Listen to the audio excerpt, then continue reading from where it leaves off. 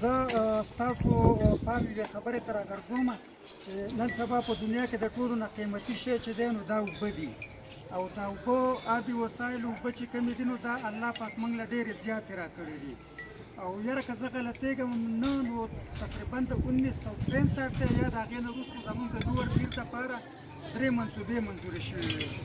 چې یو سانام ډیم اټینځی دی لکه مخکې هم ټینډر شوی و بیا د پرویز خټک هغه کم تېر ګورمنټ چې و هغه چیف منسټر و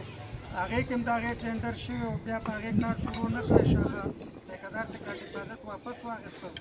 اوس بیا د هغې ټینډر شوی دی خو بیا مخه شی په التوا کې دی نو یو خو دا زه د دیر قومي پاڅون څومره مشران چې دي د هغو پام دې ته راګرځوم بل چې زموږ دوه نورې منصوبې وې بلامبټ اریګیشن د هغې په نوم باندې خو یو شی ویستی دی سوړي ووړي دی او اوس بله ورځ بیا خبر شوم چې دغه کم نیټ چې وتی دی لکه دا فیزیبل نه دی او اوس دی بیا یې ګایډ چینج کړو دا به د خښتو نه جوړېږي نو خښته څومره ګرانه ده اوس به دا دغه سر نه د دې سره پورې بیا به دا به جوړېږي او دې کې مختلف قسمه چینج راغی هغه هم داسې پاتې شوه بل زموږ کوم پلم اریګیشن کومه کیسه چې وه د هغې PC1 تیار شوی دی نو په دې هکله به زه د ارواحات صاحب شاه صابر صاحب هغه شعر هم وویم هغه وایي تر مدورو هسې سیندونو خوا کې اوسو خو زموږ فصلونه اوس هم په باران کېږي زه په خپله په حیات سره کې زما 50 ریبه ځمکه په اجاره ده هلته زه خپلو دواړو ته وګورم سوځي دلته چې پنجګولۍ ته وګورم هغه روان دي ښکته 400 ته روان دي پنجاب ته روان دي نو یو خو لکه دا خبره هم ده چې په دې معنی هم غور وکړی شي بل چې بله خبره دا ده چې لکه زمونږ فسفات یا ملکنډ ډیویژن کې لکه دلته زمونږ نورس د آمدن ذرایع نشي جوړېدی دلته چې کوم زموږ صابي وسایل دي لکه کوم هایډل پاور چې دی لکه هغه سکیمونه چې دلته وشي بیا به ته زموږ ضلع ته لوکل رایلي ته میلاویږي صوبایي حکومت ته به ته میلاویږي آمدن راځي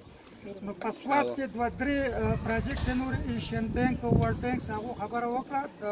زموږ صوبایي ګورمنټ 188 میګاوټ په دغه کې مدین کې یو پراجیکټ دی هغې باندې به سټارټ دی په ګبرال کې دی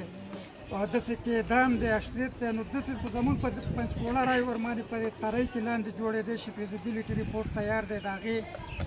څوک څه نه وایي داسې په ګندېګار کې بیا په شرمایي کې 94 میګاوټ فیزیبیلیټي ریپورټ تیار دی او بله خبره دا ده چې لکه د ټوریزم په حواله باندې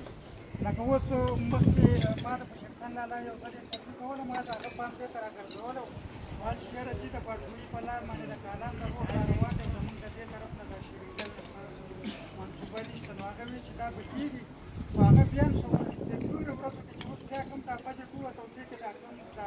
سید علاقې چې دي کمې علاقونه چې پیسې وکړي هغه په چترال کې شته په سوات کې ګردین جبل او داسې بیا په مانسهره ډسټرکټ کې دي او داسې په ابټاباد ډسټرکټ کې دي نو لکه زموږ د کومراټ بیا پاتې شو دغه یو څو مات ګوټ تجاویز وو ما وړاندې کړه نو که مشران دې ته توجه ورکړي نو هم به ښه